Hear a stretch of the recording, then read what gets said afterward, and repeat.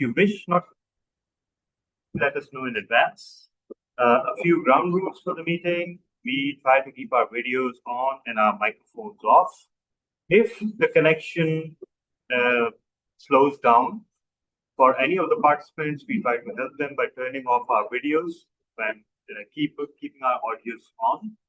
We try not to talk about controversial topics such as sex, religion, politics, especially with a view to creating a debate. Yes, we are all for open-minded discussion and respectful discourse on any topic, but any possibility where someone makes a remark or comment that derogatory or aims to create controversy or aims to cause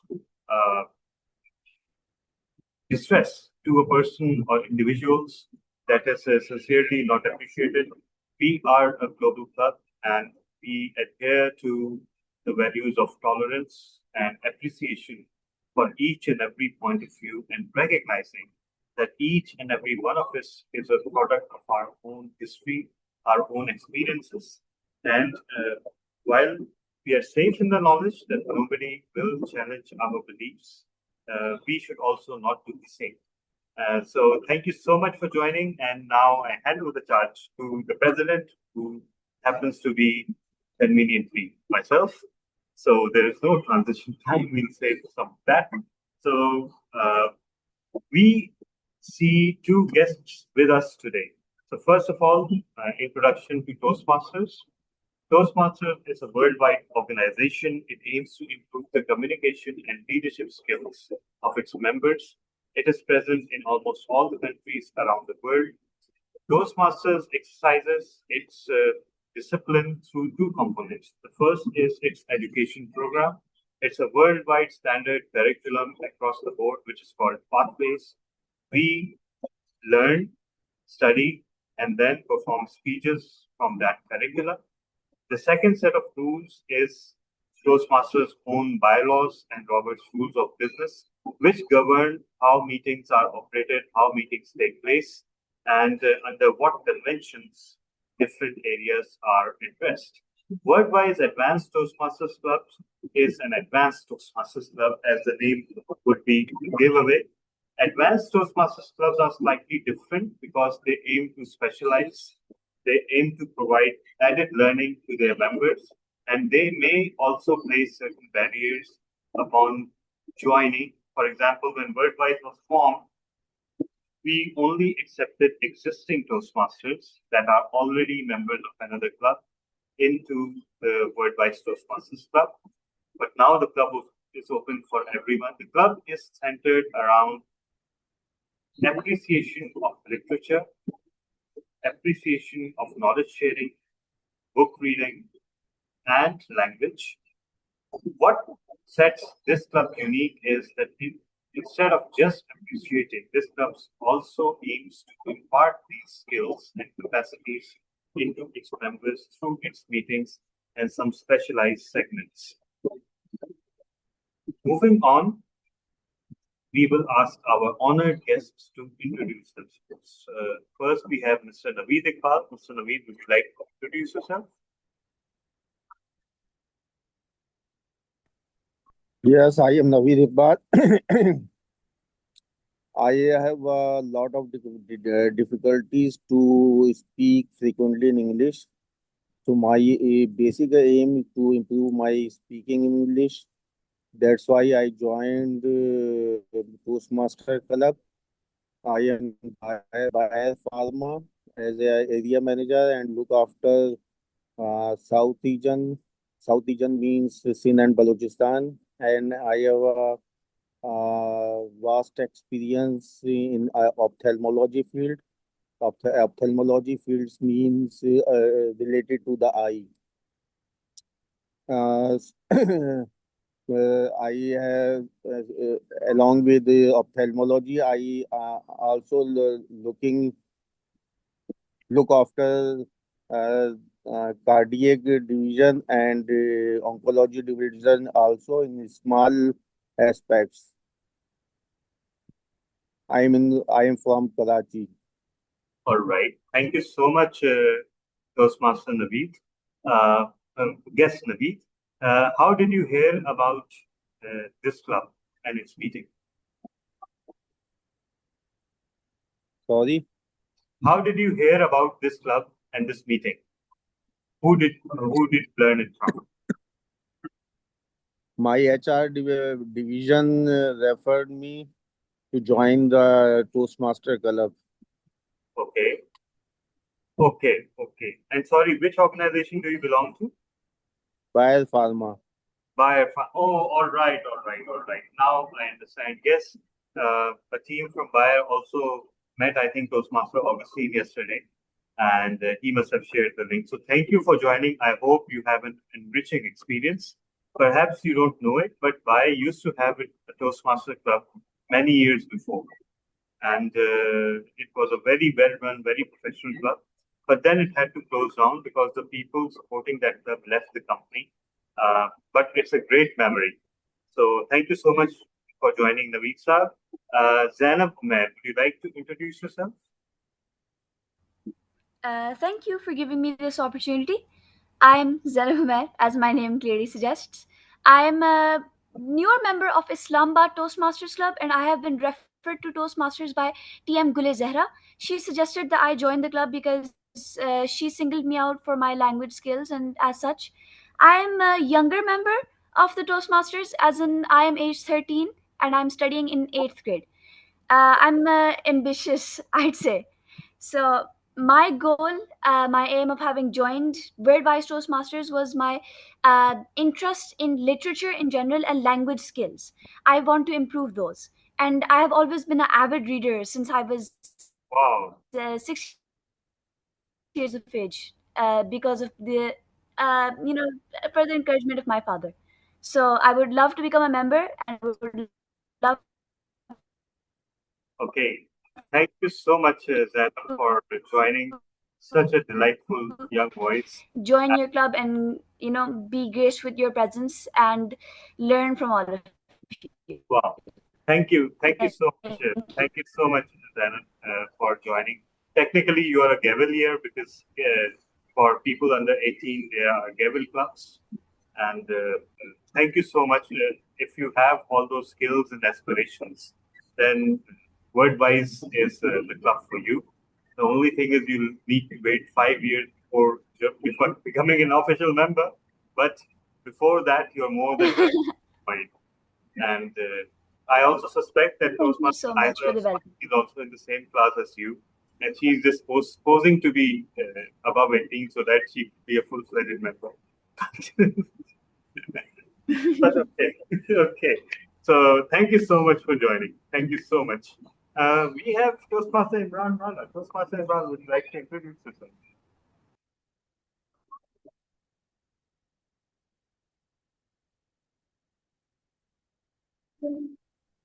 Okay, so thank you so much, TTM Talha. I'm not a guest anymore. I've already attended WordWise meeting. I'm just here as a silent observer. Well, need I remind you that every member who's even not a paid member of the club is treated as a guest. So you know what to do if you don't want to introduce yourself every time you join. All right. And Toastmaster Asghar writes that we have member younger than me, fed up of old elder members. Toastmaster Asghar, that's an understatement of the century. Because Zainab happens to be not only younger than us, she is a fraction of our ages. And that is honestly so depressing. Anyhow, let's move on. Let's move on. All right. So today our meeting has 3 segments. The first segment is, of course, introductions. The second segment will be a prepared speech. The third segment will be table topics.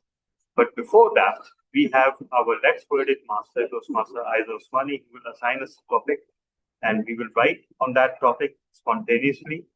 And afterwards, we will recite our writings. And after that, it's journal evaluation. So, yeah, we were scheduled to have interpretive reading, but we no longer have that. was our interpretive reader, has gotten busy. But if you have a piece of reading to interpret and interpretively read for us, feel free to point it out once the time for the segment comes. And we also need a language evaluator. So if anybody would like to volunteer, more than happy to grant them this role.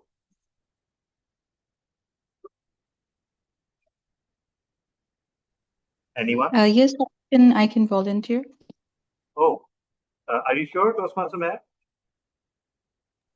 I'll just quietly attend the meeting, and yeah, I'm having my lunch. Yeah.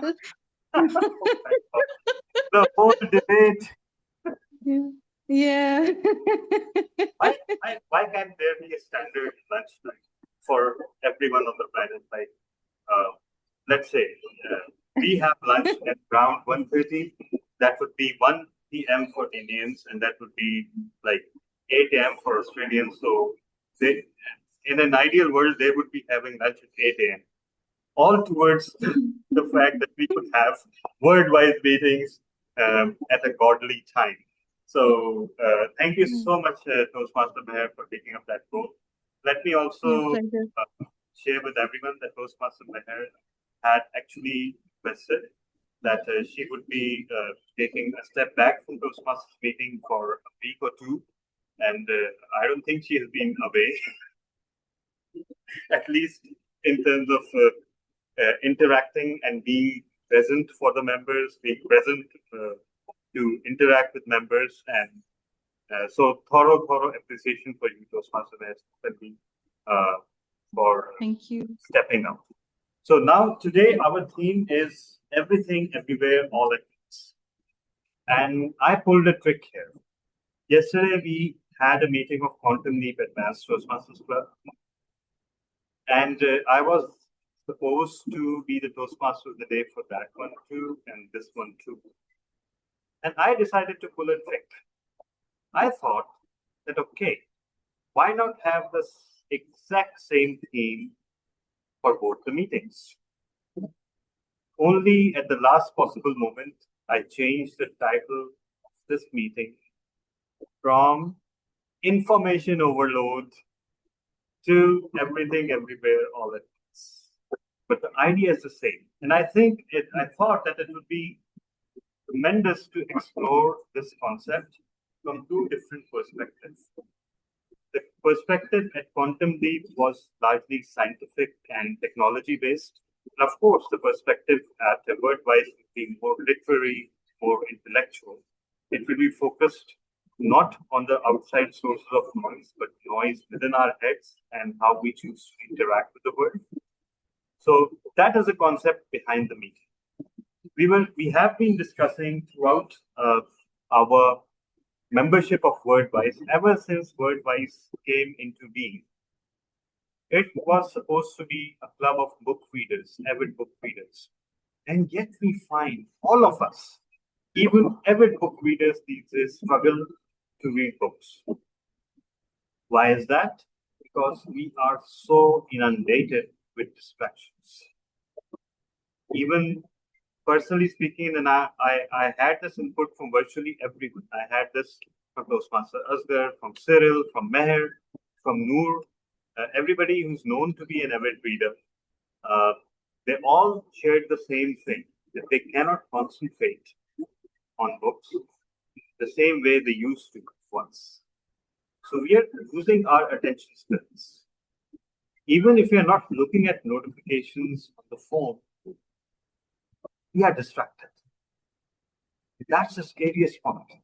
Is there something in the ether? Is there something in the air? Is there something in the universe around us that is distracting us even when we are away from our phones and our devices? Perhaps it is us who are doing the distracting the most. We all blame smartphones for distracting us, right? But have you ever thought that how much of this distraction is by our own consent. For example, I will ask you, just raise your hand. Have you got notifications on your cell phone turned on?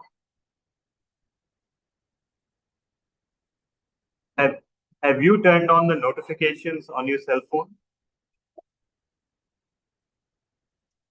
Mine is off. I can't receive any notification, any messages, any email.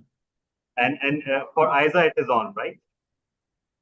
Yep, my mom's away, like not at home, so I have to. No choice. I'm talking generally, not in a specific case. No, I'm just saying. And please, it's not it's not a crime or an offense, right? So own up to it. So I'm sure. No, because my notifications, ideally, and almost always, to like the dismay of everybody else, are silent and my phone is somewhere else. I don't even.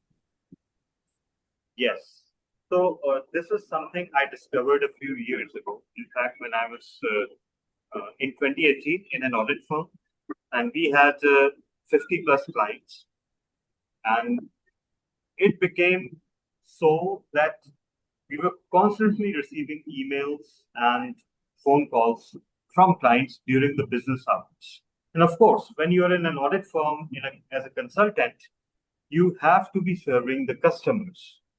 And serving the customers means you need to be present for them all the time, whether you want to or not. And that is the biggest dilemma.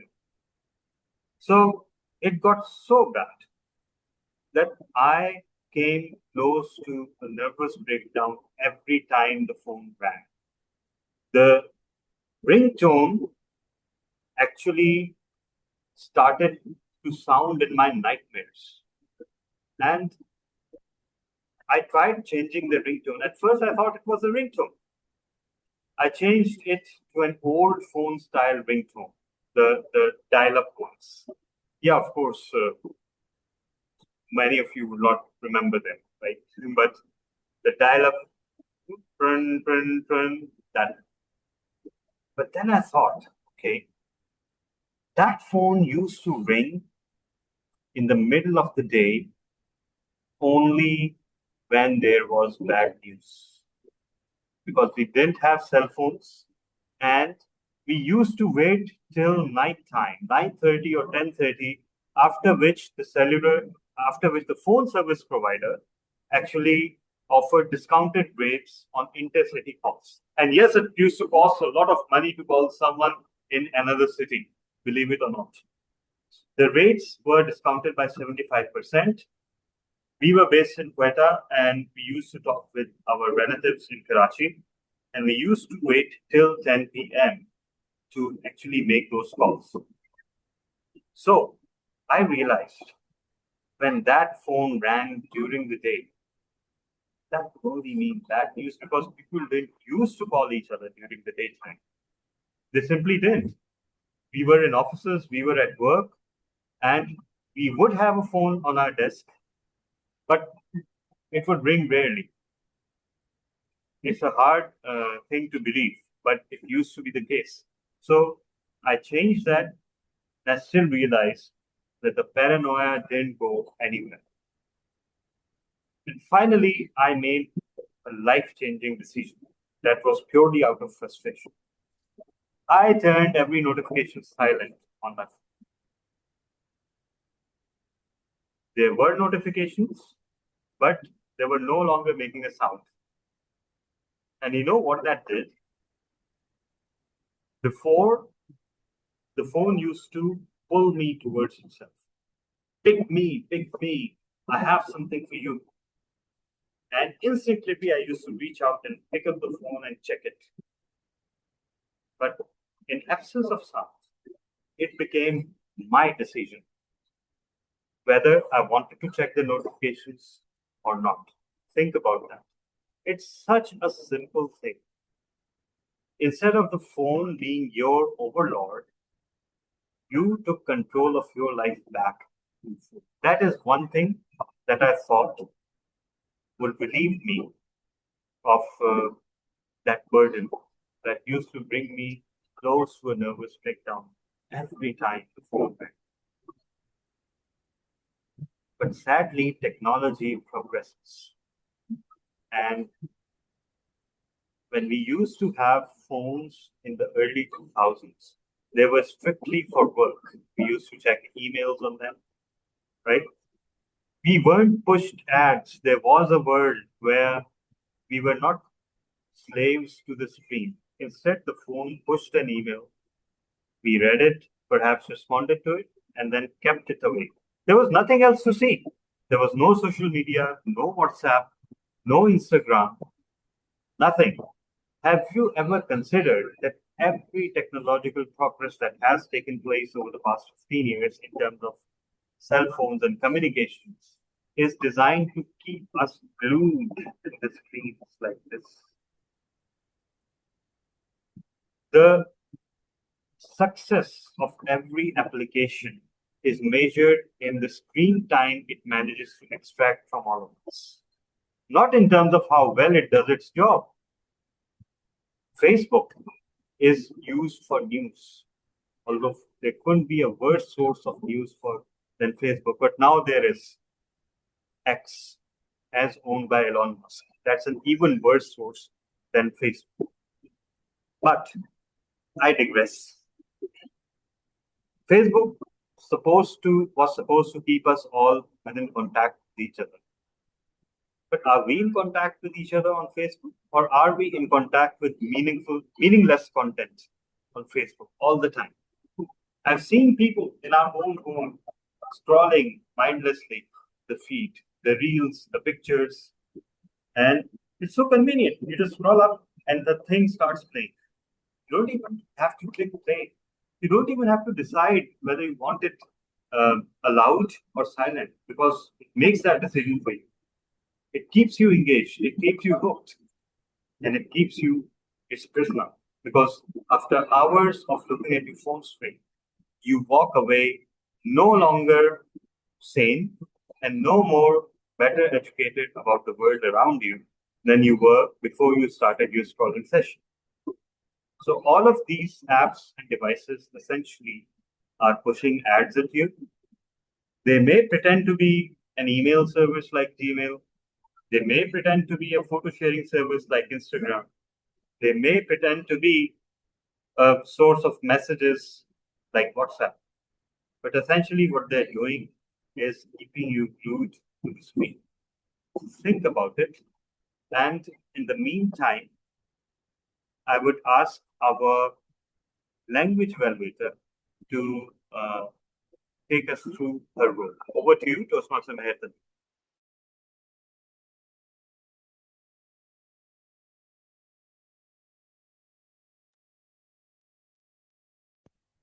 Thank you very much, TTM Talha, Toastmaster of the Day. And the word of the day is overload. Overload, appropriate to the topic of information overload, but you can use it in any context. It means to load something or someone to excess, such as to put too large a load on or in something, to overload a ship, to overload a washing machine, and we know how that ends. Also, a bad winter can overload roofs with snow, or to give too much of something or someone. For example, overloading students with more homework than they can manage. We are overloaded with more information that we can retain. A movie overloaded with special effects. A court system overloaded with criminal cases. Bosses overloading employees with work. And also it's used in the scientific context or the physics context of too much current traveling through a circuit, which can cause an overload. So that could be like a metaphor for how we feel or how our neurons react to the information overload. We feel like our internal circuits are also going to get shorted, and the wires inside our brains can also get too hot and start a fire and have a meltdown. So we all need to be careful about the overload overloads in our lives, the sensory overloads, overstimulation of the senses, the information overloads, and the overload of stress. Some synonyms are overburdened and load and stuff. And yes, I'll be looking out for your usage of the word of the day. I will also be looking out for excellent usage of the English language and use of figurative parts of speech, for example, metaphors, idioms, imagery, and any other use of language in a way that is evocative or brings out patterns that appeal to our interest in good writing. At the same time, I'll try to listen keenly and note down any areas where I feel we can improve in terms of grammar or in terms of vocabulary. And with that in mind, it's back to you, Toastmaster of the Day. Thank you so much.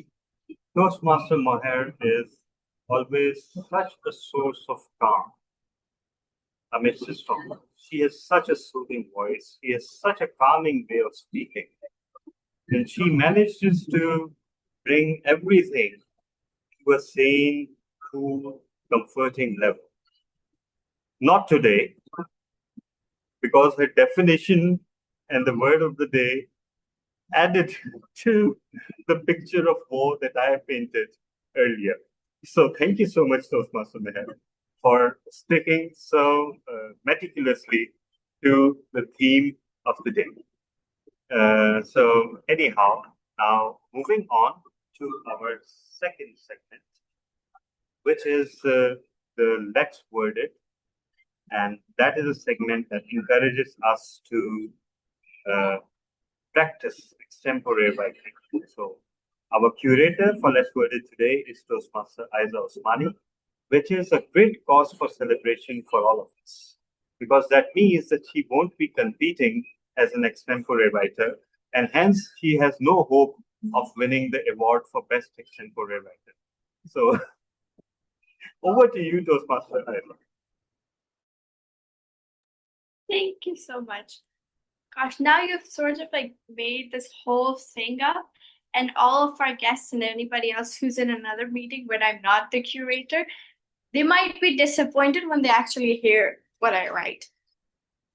So let's start this by this Monday. I hosted a kitty party. Those of you who know what a kitty party is, you know exactly what happens. It's a one-dish party. People bring food, they eat, have fun. But what happens when you try to host a party that is usually for just random women or men who are older, who are a little more mature, when you try to host that thing for almost 8 to 9 kids, all under the age of 15. So, first rule was every kid came dressed in their favorite outfit ever.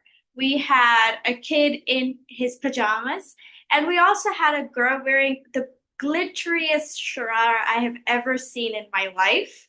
Just the most incredible thing ever. There was noise, understandably. There was cake. Way too much sugar is equivalent to a sensory overload. And in the middle of it all, wrangling kids was me. I printed pages, coloring, everything. And then we played Chinese Whisper. We picked up a word from her bowl, checked it. The first word, balloon. Very simple, clear. By the time it reached the last child, she triumphantly announced, blue basket. We laughed so hard we nearly fell over. But it made me realize something. This happens outside of games as well. In real life, messages pass through people, and every person adds their own spin, a little sugar, a little spice. Their emotions, their assumptions, their imagination, their interpretation, all coloring the meaning in the end. Sometimes the echo softens the message. Sometimes it sharpens it. And sometimes it turns a very ordinary balloon to a blue basket. So, the phrase that you will all be writing for today, our volunteers and people I will wrangle myself, will be the echo changes the message. Do we have any volunteers? The echo changes the message. Can you elaborate that on a little? I know you just did. I know you just did. But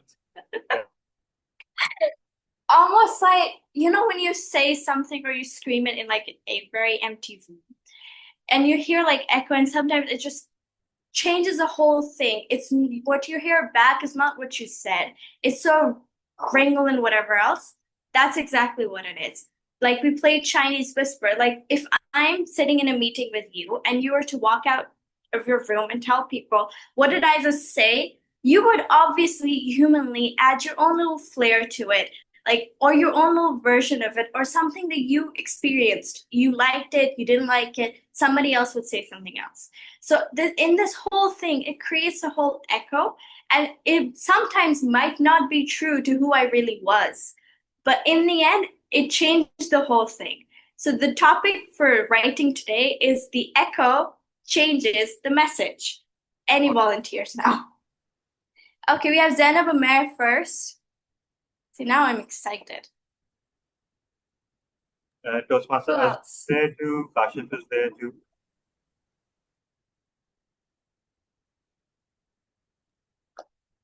Anybody else? So you We have have three writers. count Is me. there anybody else who would like to come up? Okay, But as the last place, right? If there's time. perfect. So right now we have Toastmaster Zainab, Toastmaster Asfer, Toastmaster Kashif, and DTMT Pitch. Okay? And I will see you back in 40 minutes. Thank you. Over to you, Timad. All right.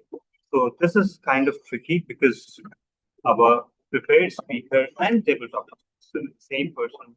And for some reason, he's not traceable right now. So let me try to trace him. And in the meantime, please start thinking about pieces that you will write. And let me try to trace him.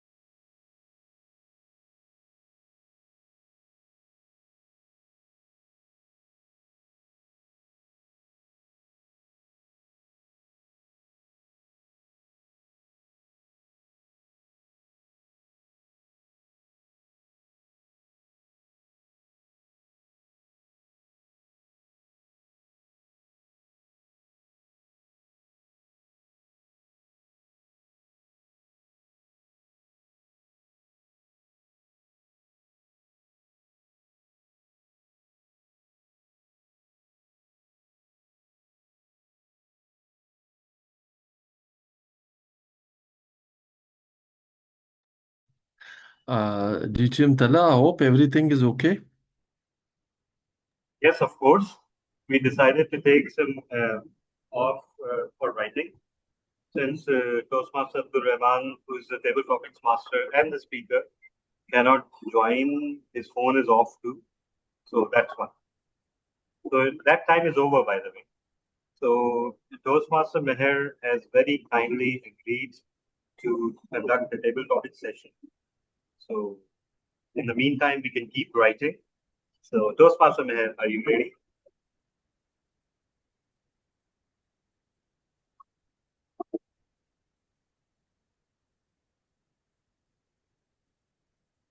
Pastor, ready with some interesting topics.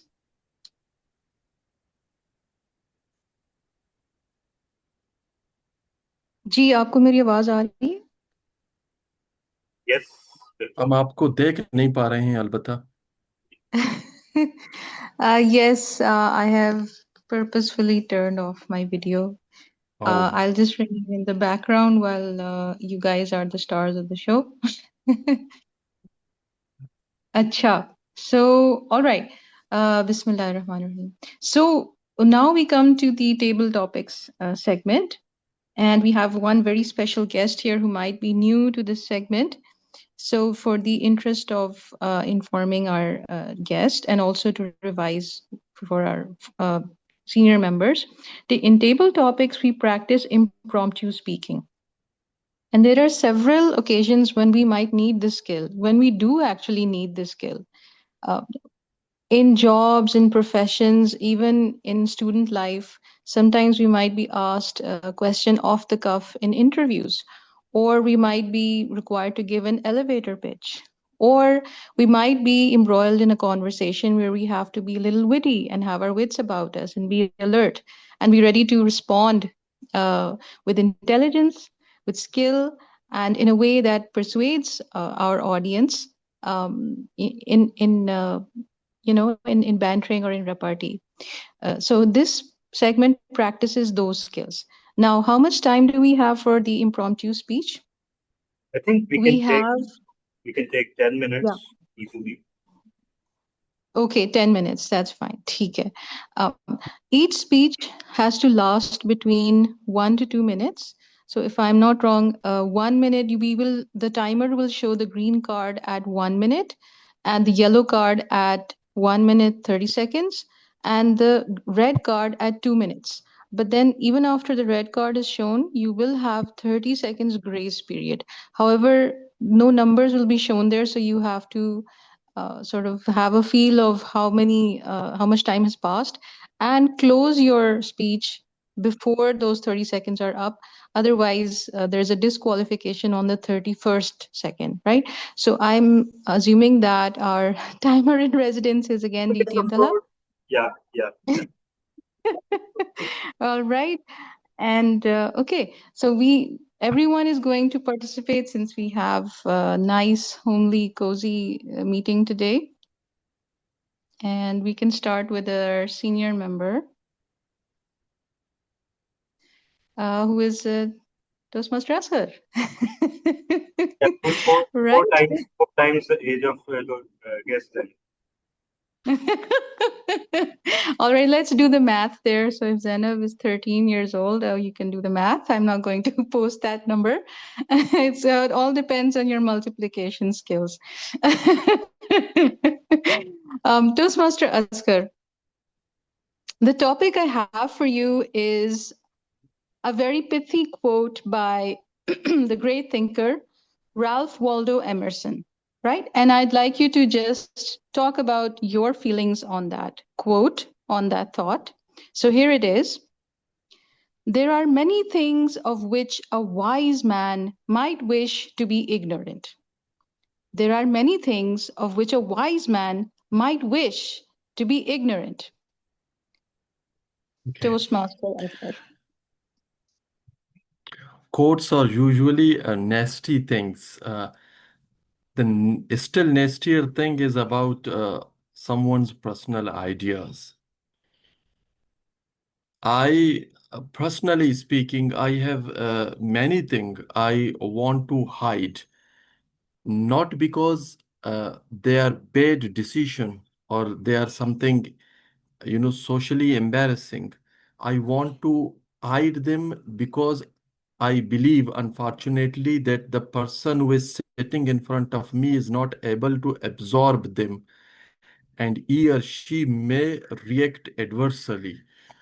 Uh, in my daily life, I'm always calculated when discussing the religious and political issues because they are so controversial that if you know something which is to me is correct, and I have confirmed it from all authentic sources. Even I waived the do's and don'ts, advantages and disadvantages. And I believe there are certain authoritative sources which support me. But even then, I'm not able to utter them in front of the people. In a way, I totally agree with Emerson that whether something is true or whether you are a wise person, you have to hide them what you believe, no matter how true they are. I think in euphemistic language, we called it being diplomatic. Grossly, expressing my opinion, I would say it is a hypocrisy, but then it is a type of the hypocrisy which help you or facilitate your relationship smoothly. The world is not about being true. It is about being survival. It is about being adaptive. It is about being developing your skill to be among the people. It is secondary how how much right you are, or how many times you are right in certain areas of your convictions. I think that is what I have to say. Do I have a time to speak further? Okay. No, Uh, Yes. then you are. let me tell you, we all, okay, actually, DTM forgot to use the Yes, I put okay. up the wrong timing. Bracket. Okay, so the last sentence, let me utter the last sentence, and we all need this hypocrisy in certain variation if we want to be social animal, if we want to be adjusted within the society, but at the same time, we should not tolerate if something crossing what I called or what DTM Tala called the red line. It is not limited to the Toastmaster Club meeting speeches. It should be applied everywhere. Over to you, table topic master. Wow, that was absolutely mind blowing. It was so engrossing. Toastmaster Askar, the way you built up that argument, starting with humor, engaging the audience in such a light-hearted way, and then building up the crescendo, building up the pithiness, the depth, and the wisdom in your argument to a peak where it actually made sense to, I think, a wide variety of listeners, and using such amazing language, euphemistic language, religious, political, such a wonderful response and such a complete response with a complete introduction, body, and conclusion. That was a masterful take on table topics. Everyone listening, I hope you were hearing very keenly, as that is the best way. That is the way on how we engage with a sudden point of conversation. Thank you so much for demonstrating that. Right. And now we move on to our next participant.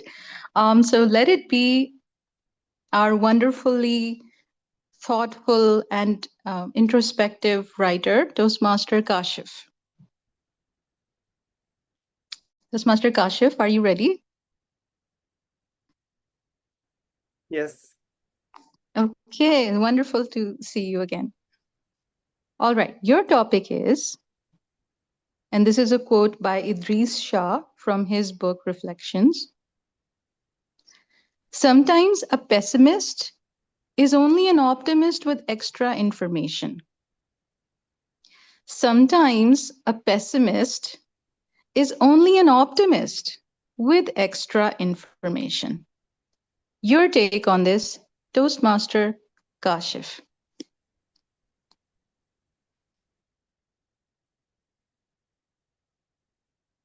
Sometimes a pessimist is Only an optimist with extra information. only an optimist with extra information.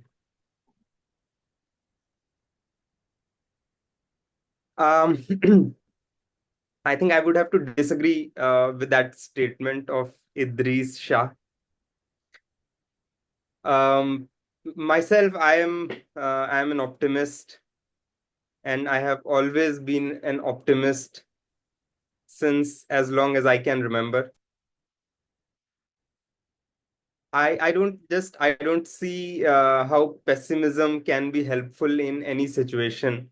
Although I do understand that what Idris Shah is trying to say, that sometimes things may not be as rosy as we believe them to be. And there may be genuinely a cause for being pessimistic in certain situations. But even then, I think it is my firm belief that things are happening and we don't have any control over how things will turn out. All that we can do, and this is something which I've been thinking about for a while, is that we can show up. When I was in college, when I first went to college, everyone, most of my seniors, they told me that if you want to do well in college, make sure of one thing: if you don't do anything else, just go to your classes. Because in my college, attendance was not mandatory, so we could go or we could not go. It was up to us. And so a lot of people did not go to the classes, because who wants to go and attend the classes? So some of my seniors who were well intentioned, they told me that just make sure of one thing, just go to the classes. That's it. That is 50% of the work. And it is after 20 years that I realized that they were right. Of course, I did not go to the classes. And now I realize that life is all about showing up. It is about showing up, because that is all it is in our control. Everything else is out of our control. And it is better if you show up with some intention, because we have to show up with intention for the things that we care about. Because if we don't care about it, who else will care about it? So let me end it with something which I wrote recently. We have time, so I think I'll take some time, even if I go over time.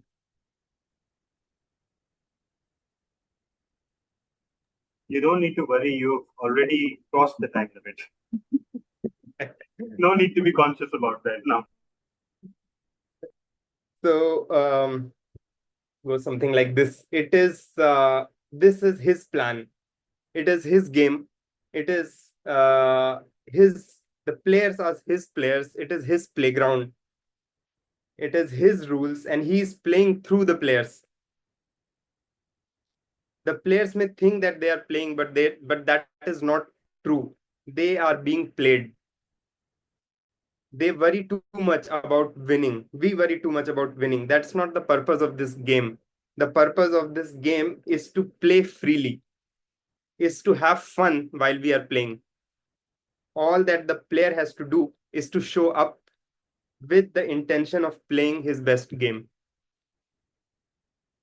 So that's all that is in our control, to show up, and then what happens. So that's it from me. Thank you. Over to you, Table Topics Master. Thank you so much, Toastmaster Kashif. A huge round of virtual applause for Toastmaster Kashif, who I knew he would add his special signature flavor. I have always heard him speak positively, find the positive in whatever topic that has been presented to him, whether as Toastmaster of the Day, or as an LWI curator, or as an extempore writer. And I was lucky to find this quote on the go that was built for him. And I'm just floored,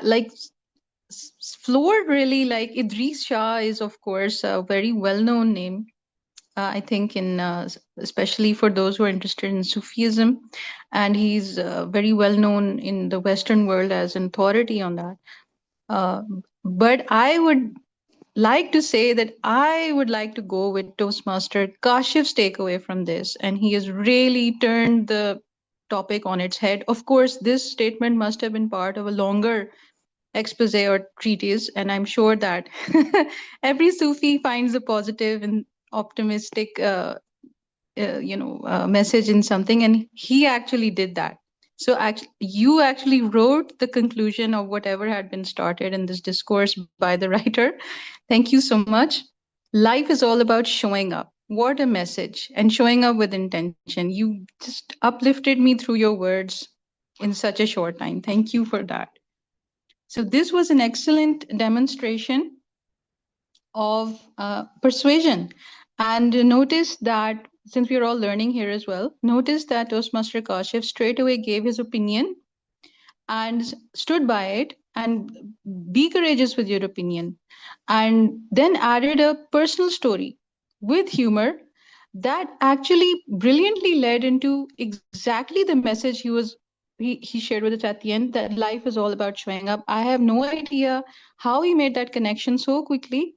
The right story with the right message. And just one suggestion I can give is that you have 10 seconds. All the members have 10 seconds to think about what they're going to say before they actually present their speech. So that might help in just gathering your thoughts. Thank you for that. Yes, so we have some very interesting thinkers here who can give stalwarts a run for their money. And the third topic I have for today is for... All right, let's call in Isa. Are you ready?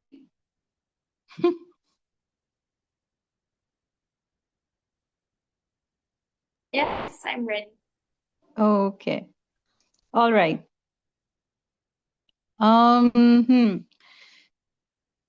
So the quote that I have for you is,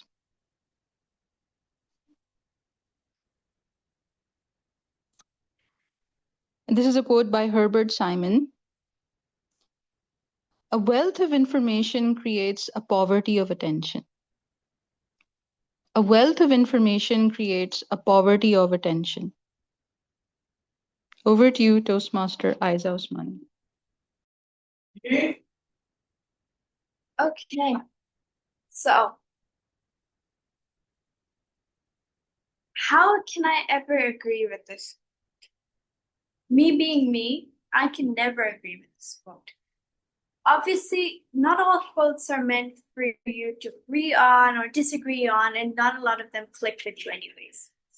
But me being me, if I'm sitting across from a person who has a wealth of information, more than I can even process, he knows things about, sometimes really all our elders, when they speak, when they tell us all this information, how can we ever be bored when we're listening to them, when they're telling us stories about their lives and what they did and their families and how everything worked at that time, and the things that they experienced throughout their life? There is no way that we can say that it creates a poverty of attention, at least for me, with my teeny tiniest attention span from watching like Instagram reels and whatever else. Even then, I don't think there is any poverty of attention anywhere. And even for me, like I'm all in, I'm listening to everything. There is no doubt in my mind where I think that somebody who knows so much, by some people who say, oh no, they talk too much. In no way is it possible that people are not intrigued. People are not listening. The only people that are not worth listening to are the ones who know nothing, or the ones who seem to impose their ideas on you. But somebody who has a wealth of information, who tells you the good, the bad, anything and everything else, at least for me, can never create a poverty of attention. Over to you, Tabletop Master.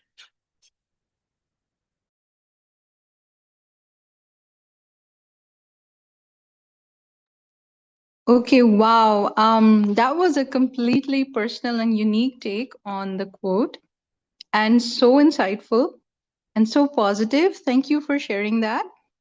A wealth of information does not create a poverty of attention. Toastmaster Aiza Osmani presented her discourse.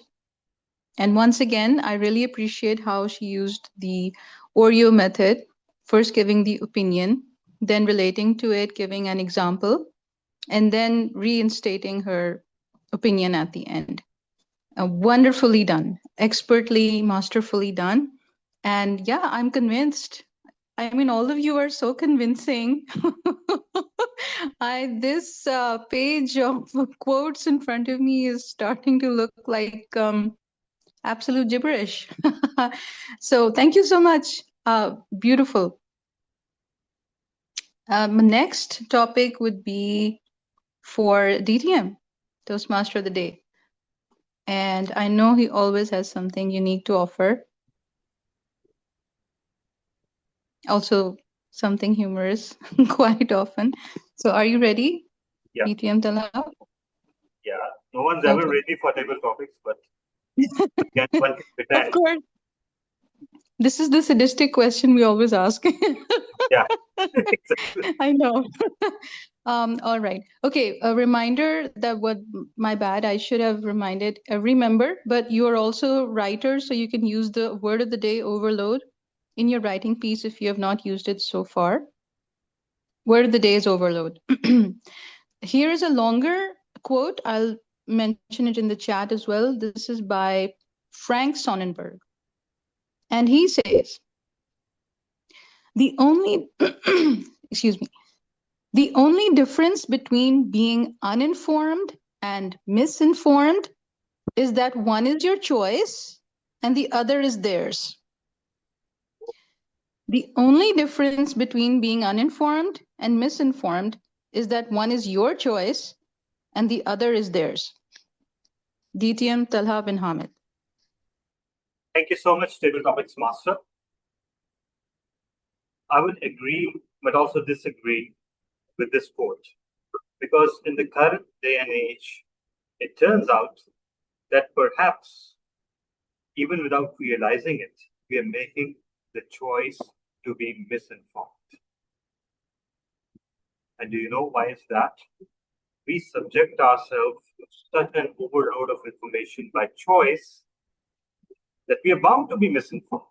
Human brain does not have the bandwidth to process the amount of information per day that we subject it to, because we somehow feel the compulsion that we should not miss any piece of news, right?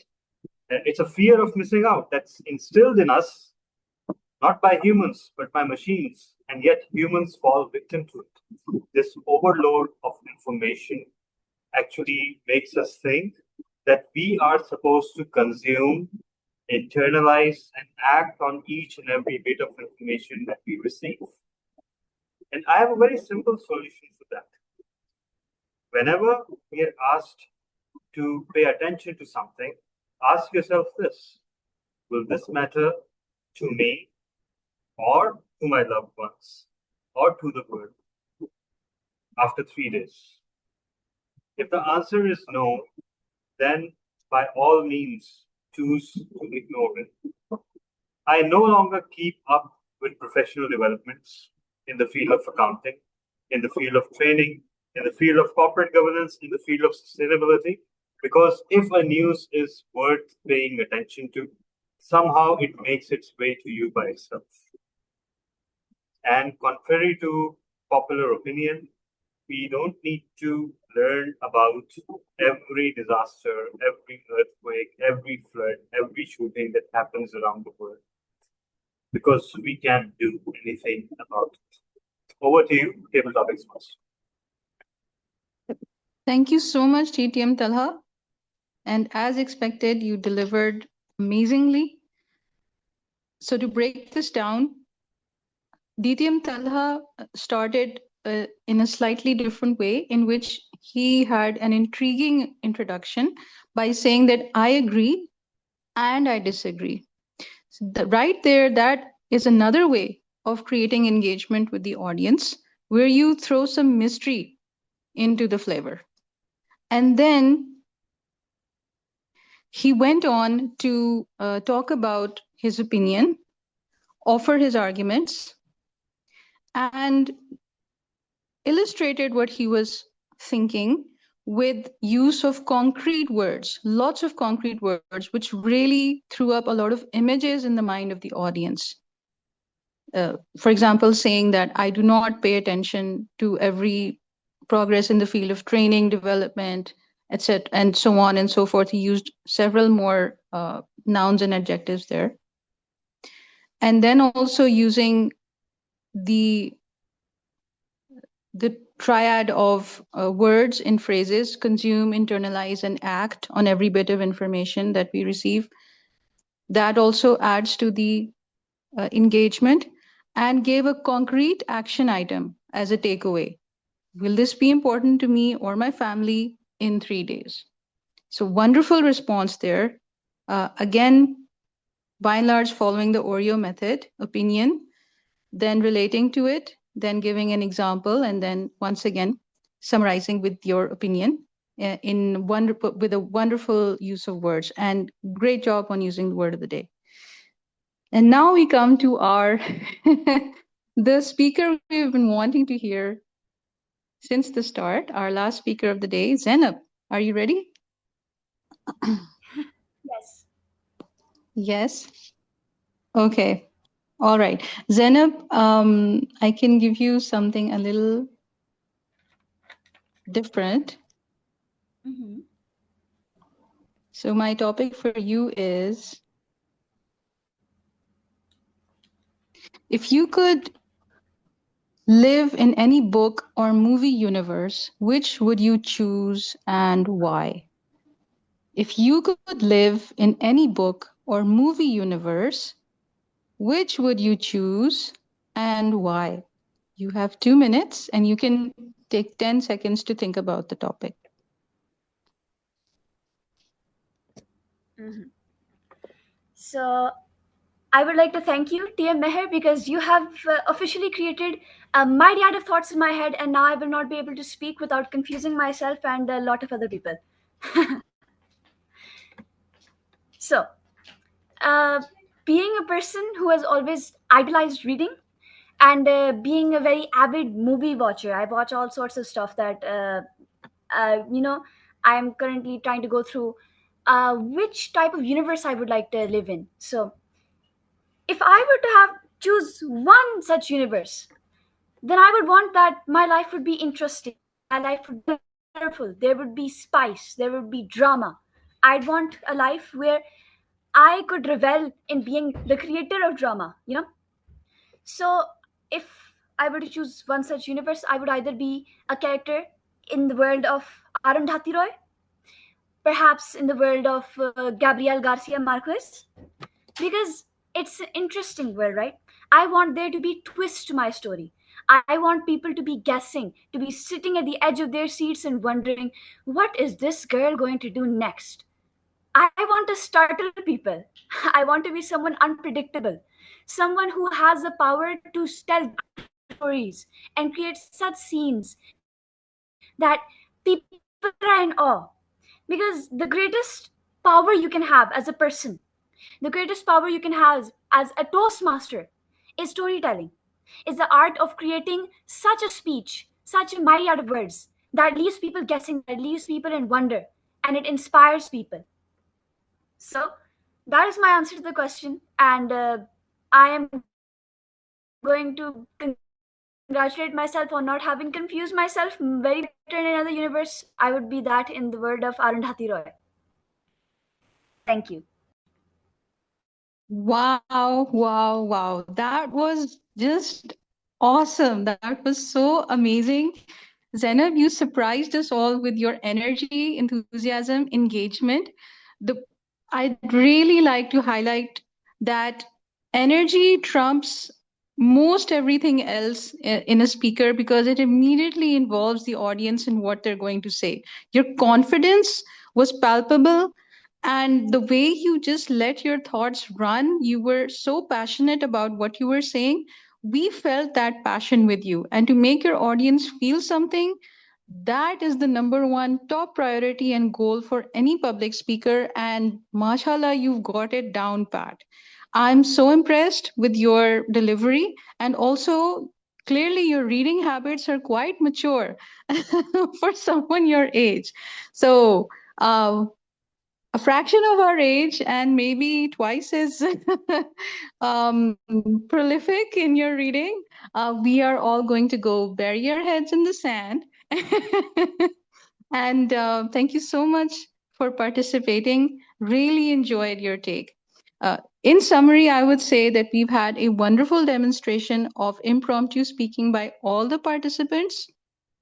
I'd also like to point out one more important learning of delivery, where, for example, DTM Talha had the effective use of pauses, and he actually paused after giving his opinion. So that allowed the audience to understand that what he was saying was important, what was coming next was important, and also for the opinion to sink in and to create that sense of mystery. Toastmaster Zainab created a vibe of excitement, energy, passion, and that really uplifted all of us with her uh, fast pace and, of course, her energy. And everyone else demonstrated expertise in the use of language and in critical thinking skills. Amazing session. Thank you so much. It was a privilege to host it. Back to you, Toastmaster of the Day. Thank you so much. Someone very rightly said that a table topics session is only as good as the table topics master. Okay, that someone was me, and I just said it. But I think your topics, Toastmaster Meher, sparked the imagination for all of us. And of course, that is the first step. If there was a torrent of lucid ideas and creative language and energy, you were the one who opened the floodgates for that. So thank you for that. And now, without further ado, we move on to the next segment, which is extempore writing, and to the host, Toastmaster Aiza Osman. Thank you so much. Well, first off, we have our speaker who just followed us in our table topics, and now she's here for our Let's Word It. That will be Toastmaster Zainab Umair. Can we have an audio check for you? Yes. Perfect. Okay. Toastmaster Zainab Umair, Let's Word It. TBH, can we have a timer? Yes, sure. It's 3 to 5 minutes. So yeah, you can just check my window for the time. Perfect. All right, then. Over to you, Toastmaster Zainab. Thank you. The dangers of telling a single story. This is an interesting concept that we all have to come across at least once in our lives. When you listen to one perspective of a story, let's say we listen to the perspective of the hunter. He will be portrayed as a great hero who overtook a beast. But when we come across the beast himself and his perspective, and we don't often listen to the beast perspective, which we should change, he will be pursued, he will be tortured, he will feel that he's being targeted. So there's a danger of only listening to one perspective of the story, because that is not the entirety of the truth. But what are stories? What are these stories that have been passed on through generations, through ages of thousands and thousands of years? Stories are distorted over time. They're echoed from the past into the present. They're garbled. They're influenced by the people that they filtered through. Each story has been touched by every person who retells it. Therefore, it has been changed a million times. It has been influenced by a million people, and it has been told in such a way as to give it a different meaning, in essence. When we talk about mythology, for example, Homer will not view the Greek myths the way Fry will. There will be a lot of difference between their perspectives. The echoes of mythology and the retelling of its origins and history have been distorted by my aspiration as a young person is to become a writer one day. My works, my poems, what are they but an echo of who I am, an echo of my life experiences and the hand I've been dealt with? Of course, though my hand penned words, through my hand the penned words may differ from where the inspiration is stemmed from, Roy, Marquez, Austen, Dostoevsky, but a distant sound of it remains lodged somewhere between my words. An echo of the people who influenced me remains in my works. When I look at people or come across a new acquaintance, I am made aware of the difference each person is, how different each person is from myself. The echo of other people's influences in their lives shapes them. Because at the end of the day, we are all a patchwork of different people who we've come across and who have touched our lives. Perhaps the message was not what the person took it as, but the echo of the person lives on. Thank you for your time.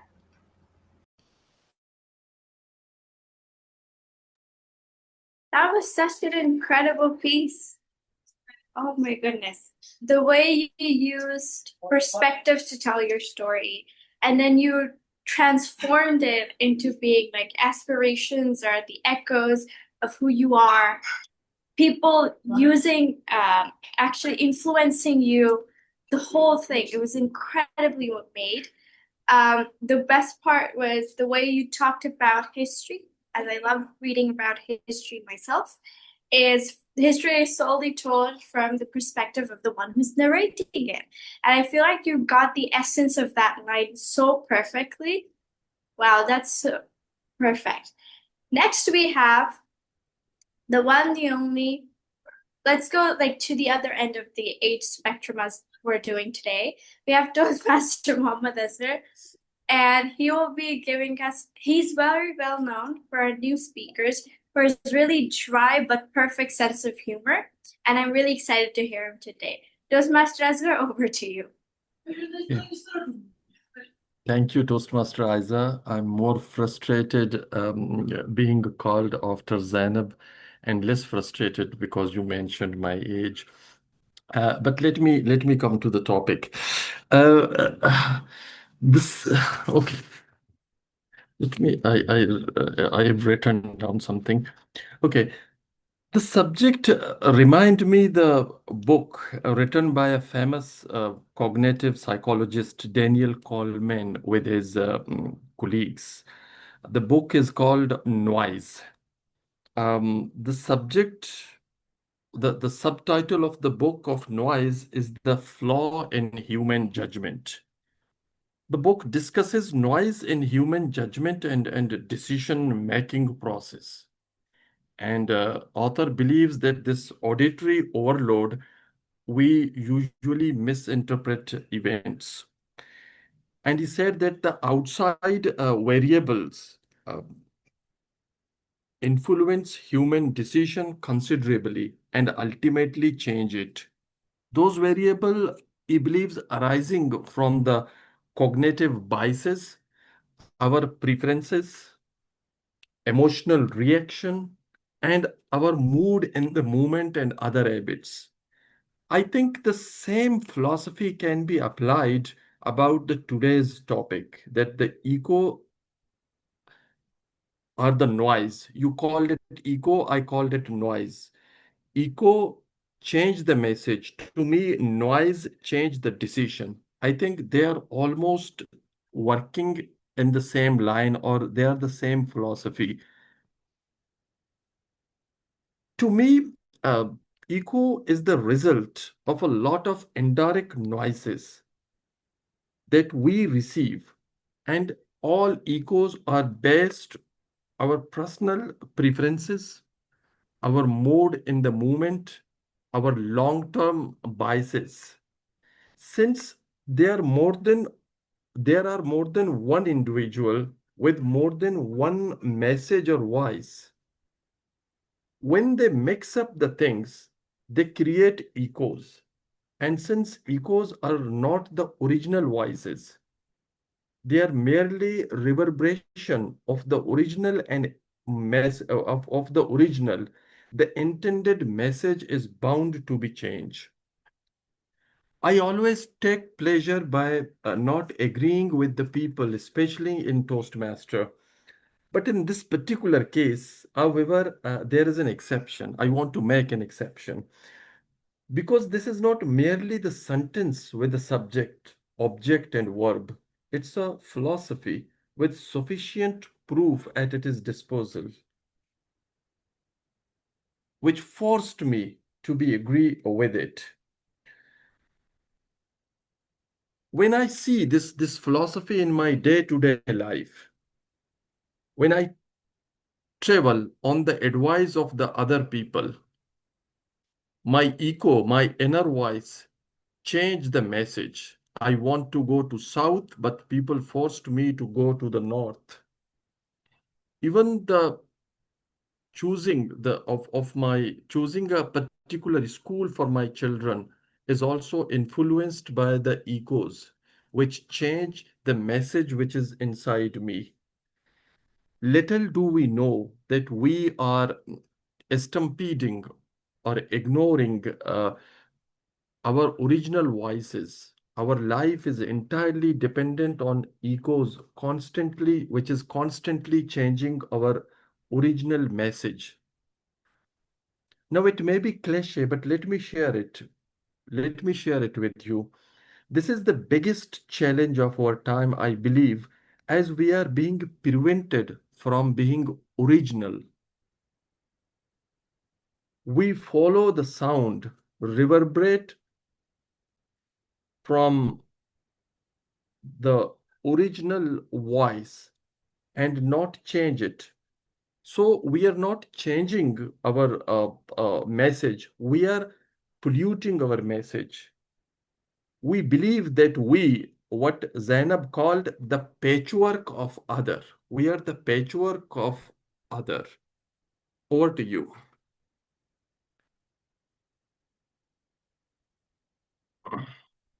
Thank you so much. First of all, using Zainab's words to sort of use your conclusion, that was incredible. Incredible. I think everybody really enjoyed your writing and all in all. The outside variables influencing everything, I think we can relate. But also, a little on the nose point would be you have influencers today. Essentially, specifically when you open your phone, you have some kind of influencer telling you, use this and this will happen, and this happened and this happened. And then you have influencers telling you almost what is cool, what's not cool, what you should do, what you shouldn't do, instead of anything else. Then your echo changes the message, but the noise changes the decision. That I think is such a powerful quote in itself. I think I should go ahead and turn this into like a Pinterest thing. I want people to see this. Reverberation of the original, then prevention of being original. Being different is not considered a cliche. You have trends going from really like huge, loud luxury to now old money to whatever else. And then where do you stand in all of that is completely being sidelined. So I think this is so incredible. Essentially, the line stampeding original voices. I think that was really cool. Up next, we have Toastmaster Kashif Kidwai. Maybe not the mini participant he had with him for like a couple minutes, but that was really fun. But I'm really excited to hear his version of this quote nonetheless. Over to you. Thank you. We don't know what we want.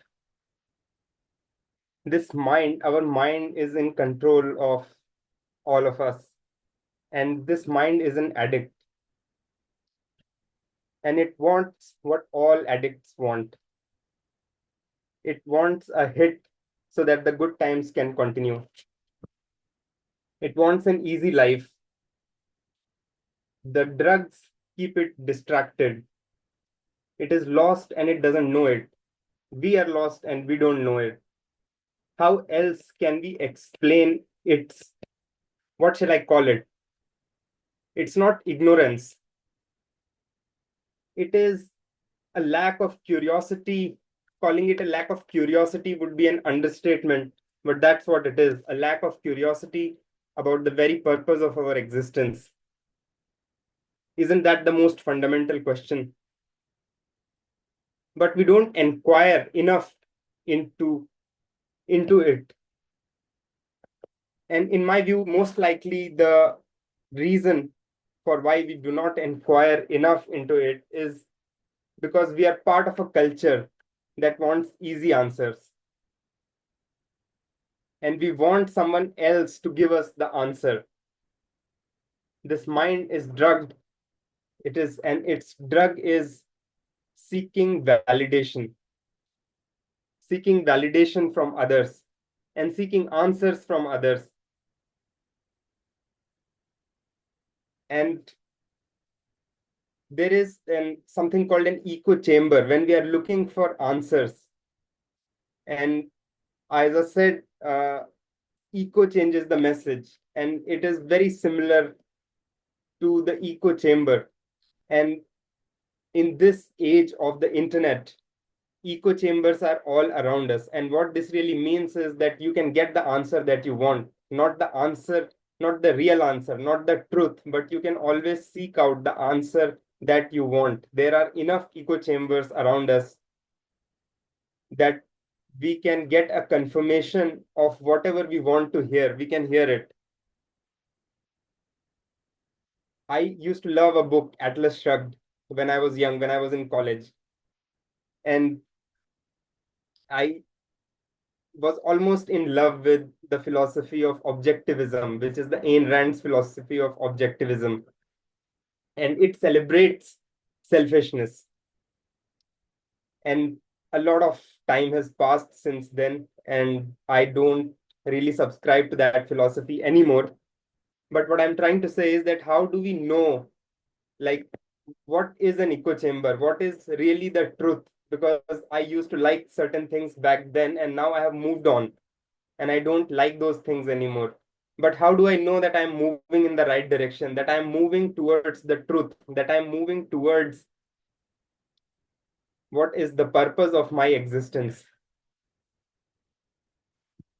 And another thought which Zainab mentioned, that we are a patchwork of people. We are a patchwork of ideas of the people that whom we listen to. And that is true to a certain extent. And some of those ideas, we outgrow them and we move on and we listen to other ideas. But I also wonder that is there something when we can drop all our ideas, when we can drop all our beliefs, all our views, and stand apart from everything and really try to inquire what is the truth? Because nobody can tell us the truth. It is our own journey and we have to find it. So let me share with you some of the things which I think can be good pointers for us to know that we are not in an echo chamber, but we are moving towards something truthful, something genuine. And some of the pointers is that the external things stop affecting us. We realize that there is a peace, there is an internal peace which comes from a place which is deep within us. And whatever happens in the external world, we cannot control it. whatever has to happen will happen. People will be upset. People may be upset. Or the situation may change. The situation may not be what we want it to be. Things may not turn out as we want them to be. But what is in our control is that there is an anchor within us which can always bring us peace, and it will never go away. When we are moving towards that anchor, we know that I'm moving in the right direction. Another thing is a joy of living, which only comes from that internal anchor. It doesn't come from external things. External things can go can be adverse, but there is a joy of living that is always there. Another thing is that there is a sensitivity and there is compassion and there is love which comes out of that empathy and that compassion. And finally, there is a love also for truth and speaking the truth. That's it from me. Over to you, Toastmaster Aifa. Thank you so much. I don't know why. This was like a trip. Almost like one of those trips. You know what? I assume this is what the kids felt on the Polar Express. Like when they got home and it was the most surreal thing ever and nobody would believe them. This is what I felt your writing was. So the way you started with the idea that the mind is an addict, like it wants like a hit of things, and specifically it wants like you try reading a book while your phone is next to you and it's pinging with notifications. It is impossible. It wants to know what's happening and will not let you rest. It's not ignorance, but lack of curiosity. You know what? This is something that I felt like runs through all of our minds when we try to explain something to people and they just don't want to listen. Like, it's not ignorance. It's not like you don't know. It's like you don't want to know. Culture wants easy answers. That is true. We go up to Google. Trust me, the first time I ever started researching for school, I used to type on Google. The first line I saw, I'm like, yes, that's it. We're done. Homework is ready. But now that I open things up and I start to read about it, I'm like, okay, but what led to this? What was happening? Fine, this was wrong, but why? What led this person to do that? And the drug was seeking validation somewhere. What is really the truth? Honestly, do we even ever know what is the truth? Like, specifically, go back like 20 years, ask a person like this happened. They will know what was being fed to them, specifically through your media, but we won't talk about that. We outgrow ideas and thoughts. Yeah, I agree with that. I outgrew the idea that there were unicorns existed and people just didn't know them yet. And I was very adamant on that, okay? I honestly had an inkling is that we needed somebody, and I need some kind of like surreal explorer to come in to help me. We need to find these unicorns and the leprechaun with the pot of gold. And the joy of living comes from an internal anchor indeed. Now to our final speaker, but not the least, because we've been waiting for this one. We have 6 times DTMTBH, who I love. Honestly, really would like to call Mr. President. Over to you. Thank you so much. I'm even more reluctant now to go ahead with my piece after what has gone before. But take it as when let's say you've just had a 5-star meal and you just go out and buy a chewing gum. So think of this as a chewing gum to help you digest everything that came before. All right. Yeah, astounding thoughts indeed.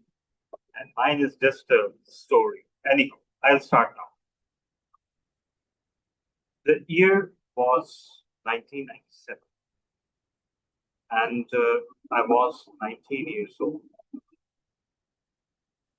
I had done my O levels, then went through college, pre-engineering, And after that, I had completed the first phase of chartered accountancy, which was at that point called the basic accountancy course.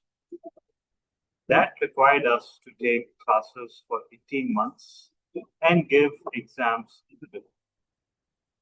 After you've gone through that phase, you're entitled to apply to an audit firm for what we call articles. Essentially, it is paid training, which is completing your curriculum, also training you in the art of financial reporting and auditing, meanwhile completing the requirement for your qualification. So there I was. And when I joined the firm, I got posted to my first audit assignment. It was a multinational, which was at that point called Reckitt and Colvin, responsible for world famous Disprene, Panadol, Dettol, but later changed its name to Reckitt Benckiser, and these days I believe it's just called Reckitt. Its office was a fancy one by the standards of those days, housed in a building in the Harbours. I was posted there, and my manager told me that Talha, from tomorrow onwards, you will go to Reckitt and Cole for your first work. And I was ecstatic. There was an overload of adrenaline coursing through my head. When I climbed the bus that evening, for the first time in forever, I couldn't wait to get home where I lived with my grandmother and my uncle, because my parents were in Quetta. For the first time, I felt that I had something to tell them, something good to report. I got on the bus, waited for it to reach my stop, got off the bus, walked the usual walk of 10 minutes, got to my home, and I found my aunt, my maternal aunt. And I told her, can you believe I got posted to Reckitt and Coleman? She was like, what's that? And that's when I encountered the final and the most insurmountable obstacle of my profession. Nothing in it can ever interest a normal human being. And so I gave up trying. Even today, when I even try to tell myself that I was posted on Reckitt and Coleman, that I was posted on Unilever, then I was posted to that great bank, I successfully put myself to sleep. So on that first assignment, I encountered a host of seniors, 6 or 7 years older to me. And when you're 19, that's a lifetime of age difference. Back then, I was naive. I used to open up before everyone. I told everyone that, I originally belong to Quetta, but I'm living here with my aunt and with my grandmother, and they're very conscious about my studies. They forced me to study all the time. After 2 or 3 days, I had painted a sufficiently bleak tale of woe that everybody had started looking down on me as if I was a damsel in distress in need of a rescue. Their eyes involuntarily teared up when they just looked at me. Poor soul, how do we rescue him? At the end of the third day, my senior asked me at around 4 o'clock, Talha, do you want to leave home? I processed that question. And I said, yes, things are bad. But if I leave my home, where would I live? I've got no place to live. And I got all of 500 rupees per month as the retainer for articles. So I said, No, sir, I'm perfectly fine where I am. Yes, things are difficult. Life is challenging, but I know how to survive. I will survive. He asked Talha. I asked, do you want to leave home? I said, sir, I just told you. I don't want to leave home. Finally, he stood up and shouted, bleep, bleep. Use your imagination to fill those bleeps. I asked a simple bloody question. Do you want to leave home? And finally, I understood. He meant to ask me, do you want to leave for home? Would I like an early leave? So it was my turn to thank him and resisting the urge to avoid commenting on his pitiful grasp of English language and grammar, and just be grateful for the chance of getting home a whole 2 hours earlier than I imagined. So the lesson of the story is, don't listen to the language and interpret it literally. Instead, listen to that language and allow for the echo of grammatical incompetence to distort it, correct it in your mind, and then try to interpret what's being said to you. I can sadly inform now that the next few years equip me perfectly to do just that. Over to you, curator. Do we need any remarks for this? The story was incredible in itself. The idea, oh my god. When you said like damsel in distress, the first Disney princess that came to my head was Anna, where she's with like it's coronation day and she's opening all the windows and she's like, oh, my life it's just begun.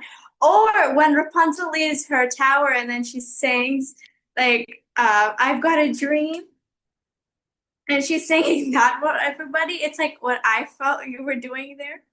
But the idea that you were like use grammatical incompetence, and then he was giving you a couple hours off from work, and you took that as a way of going like, well, it's hard, but I wouldn't want to. Where would I live? The idea that it didn't even cross your mind for a second, like if I left home, what about my family? What about everybody else? You were like, no, but the money and everything else, and how would I live and how would I survive? And then you're like, you know what? No, I can't survive. And then I can't imagine. But putting this into perspective for your seniors, the expletives he used was wrong, but the idea he's trying to tell a kid that do you want to go home? And the kid's like, well, I would want to, but I would do this and I would do that, along with the stress of everything else in work. Oh my goodness. Well, that concludes our Let's Word It session. Over to you, Timon. Thank you so much. I wish I had made that story up, but sadly, every word is true. So, without further ado, now I would hand over the charge of the meeting to our journal evaluator, Toastmaster Mohammad Aslam.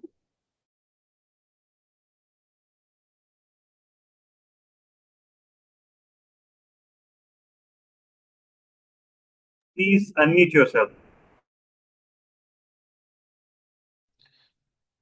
Thank you, Mr. President.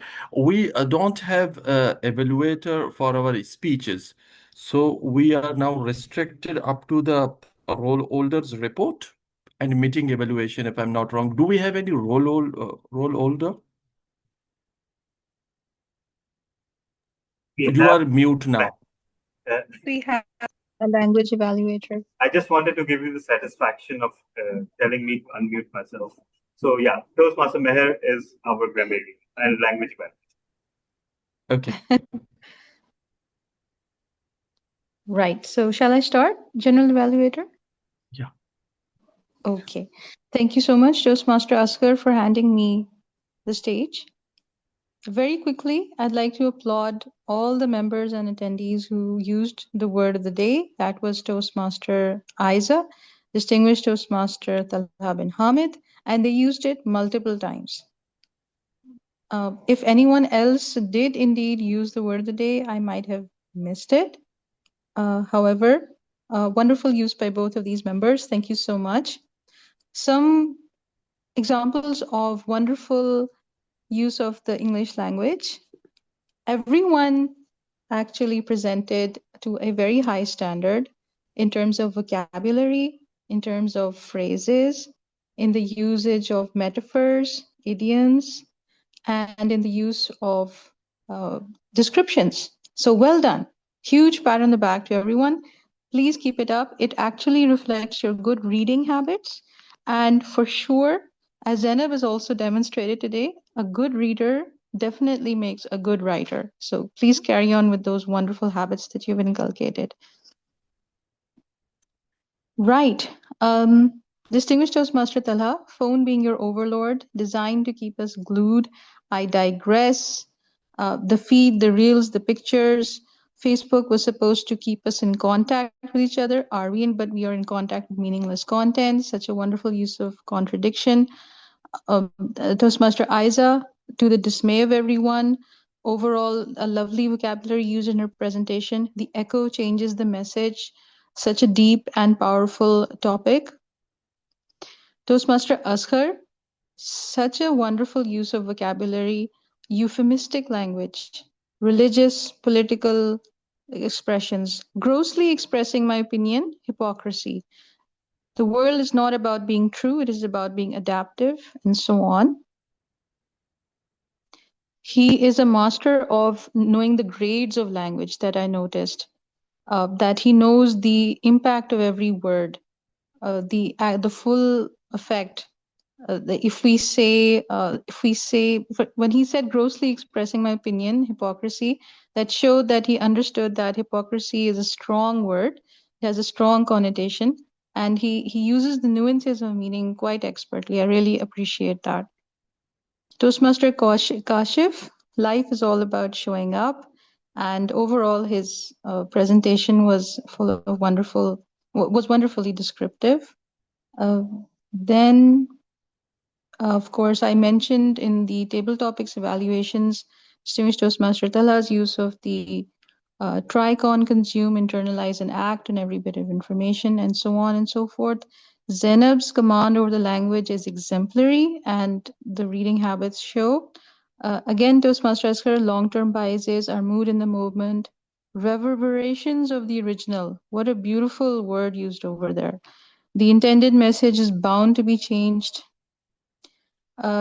We are not changing our message, but polluting our message. Again, he's using the nuance of language there very poetically, putting the word polluting instead of changing, the use of contradiction and use of understanding the grades of language, how a different word has a different impact.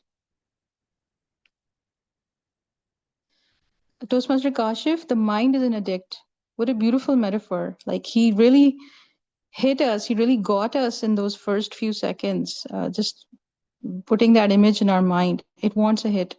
And then using another metaphor of the echo chamber, where we are looking for the answers and involving the internet in that, relating that to the internet, and then also putting us in a matrix kind of view perspective that the echo chamber is all around us. Almost in love with the philosophy of objectivism. Just overall, his presentation was so deep and introspective and philosophical. Damsel in distress. And of course, the grammatical thriller that was presented at the end, where the meaning, the entire twist was in the meaning being lost in translation. The echo of grammatical incompetence. I love that line. So some suggestions for improvement. And I know that these have occurred because when we speak, it happens in the moment when we are speaking and we are trying to gather our thoughts in the same in the same second, and it's not our native language. For example, took control of the life back, took back control of my life. Took back comes together. Then just the use of plurals, if we are singular and plural, if we are talking about, if the previous noun is in plural, then the next, the adjective should also match the singular or plural version of the noun. Other than that, just going through my notes. Yes, of course, and Zainab's statement was repeated quite often, patchwork of the ideas of the people we listen to. Such a beautiful image there. Stampeding original voices, also Toastmaster Asghar. External things, yes, external things stop affecting us. Just wanted to suggest, if instead of things, I also do this. I use, when we're speaking for in the moment and quickly thinking, we use these general kind of words. So if we can use a concrete word instead, for example, external events stop affecting us, or external opinions stop affecting us, that just sounds better. It brings up a more visible image in the mind. This is a suggestion. Right. And that's all I have to offer for now. Thank you so much. And I've already offered my comments on the table topics. Back to you, General Evaluator.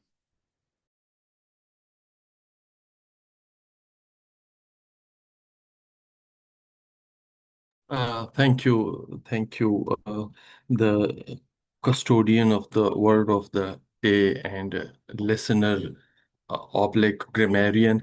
I think now I left with some general comments as an evaluator.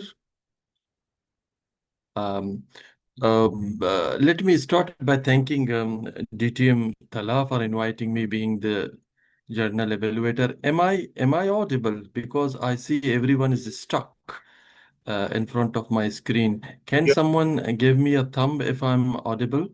Yes, you are audible. Sorry?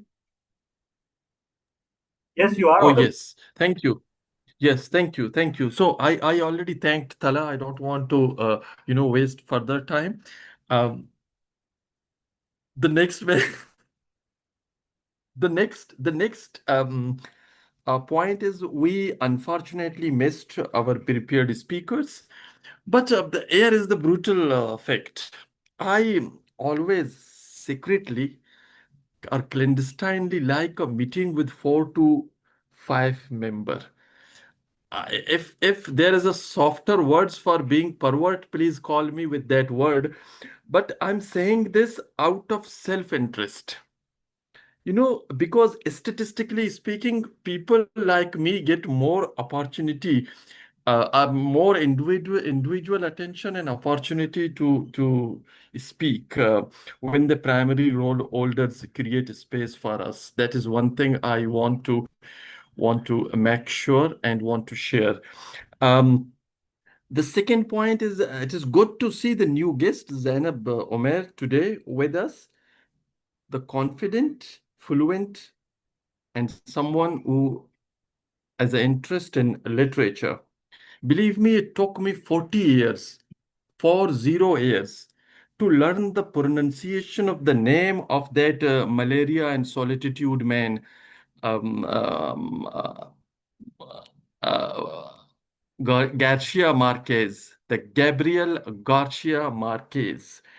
I am motivated now. Now, here is a promise.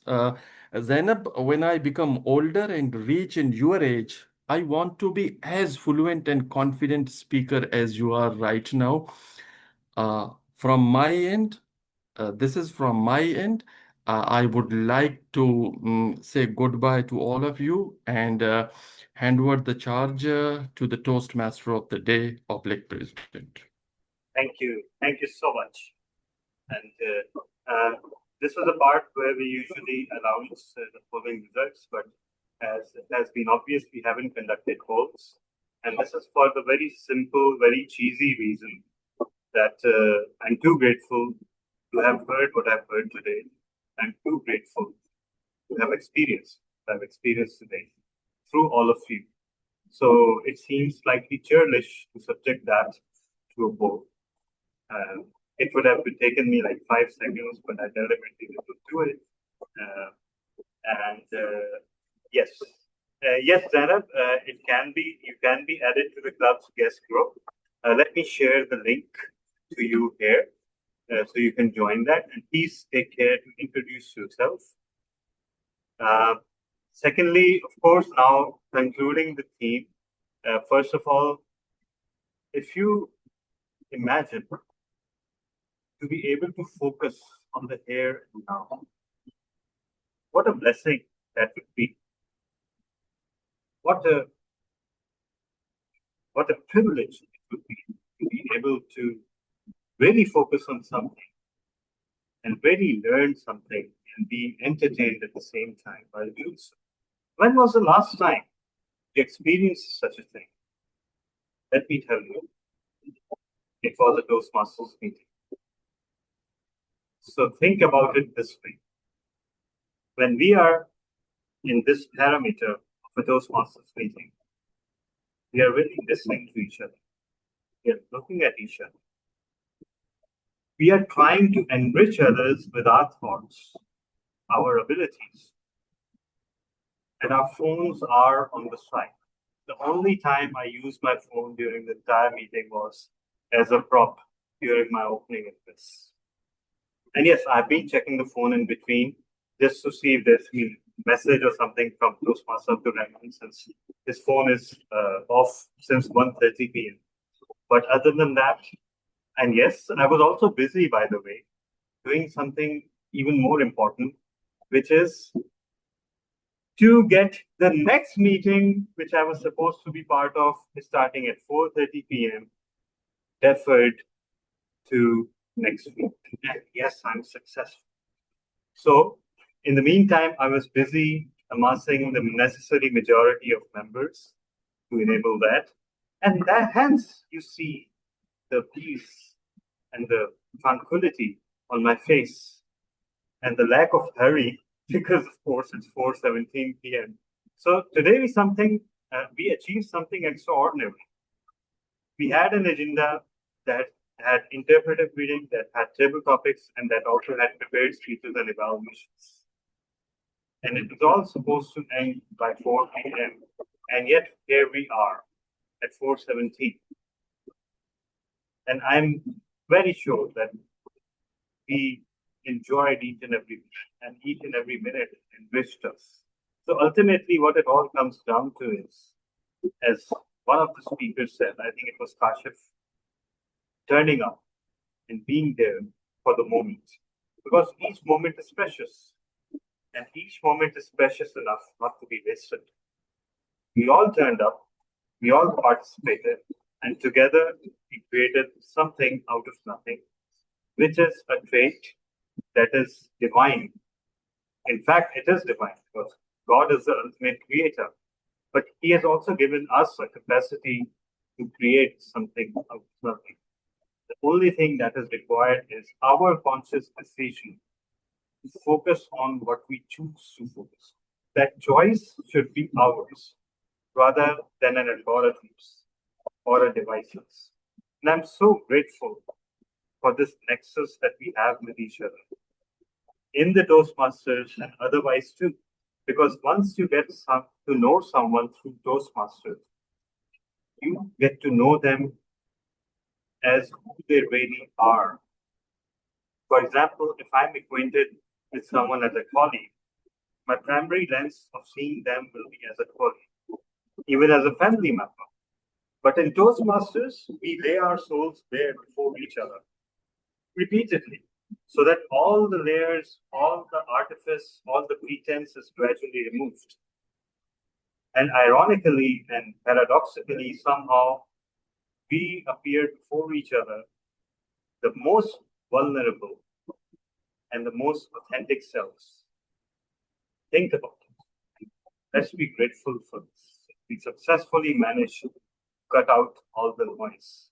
And that was supposed to be my ending point. I meant to remind everyone that for the past 2 hours, we managed to avoid the information overload. We managed to enrich ourselves. We managed to express ourselves, and we experience a truly soul enriching experience. So, with that, it is my honor and privilege to declare this meeting closed with an unfathomable amount of gratitude to each one of you. And yes, it was so strangely peaceful, such a calm and quiet afternoon, really. So thank you so much, everyone, and please, you're free to now share your thoughts about the meeting. Perhaps Zainab will like to go first, but each and every one of you is more than welcome. Thank you. And I have a lot to say about this meeting. Yes, indeed. I really enjoyed today's session. It gave me a lot to think about. And I felt like this secret cult of Toastmasters, this secret division which I have been invited to, it has been a far greater experience actually, because I have met fellow intellectuals and I have been able to. I have been thought provoked. I have been provoked by each of you to think about your opinion and what you think of the topics that we have been given today. And that was the greatest gift, to be given the gift of your opinion and what you have to say, and to be able to understand that. So the meeting itself was very enjoyable. The structure, it was very well structured, it was very well organized, and it was a little haphazard today, but I can see that it is unusual. And I would love to join again, and I would love to become a part of the community. Thank you so much. You are more than welcome, Zainab. I see that you just joined the guest group, so please feel free to participate. And I think I speak for everyone here. We have two XCOM members right here, and of course our immediate past VP Education Toastmaster there. I think we can resolve to allow the guest Zainab to participate freely in whatever segments he wishes. So, what about anyone else? Aiza, Kashif, Meher, would you like to share anything?